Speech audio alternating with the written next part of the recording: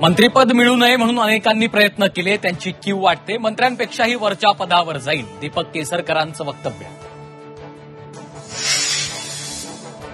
लाडक्या बहिणी योजनेचा डिसेंबर महिन्याचा हप्ता येणं सुरू. महिलांच्या खात्यात 1500 रुपये जमा. बँकेच्या मेसेजनंतर लाभार्थी आनंदी.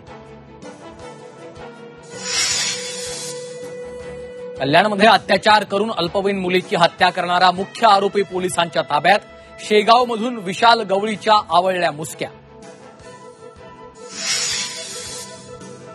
महसूल वाढीसाठी मद्य धोरणात बदल करण्याची सरकारची तयारी. सरकारच्या प्रस्तावावर विरोधकांची टीका.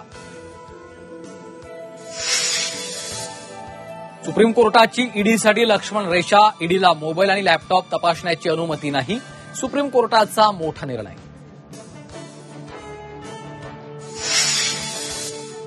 आणि मुंबईत यंदाच्या वर्षात सायबर गुन्ह्याच्या 55,000 तक्रारी दाखल. तब्बल 1200 कोटी रुपयांना गंडा.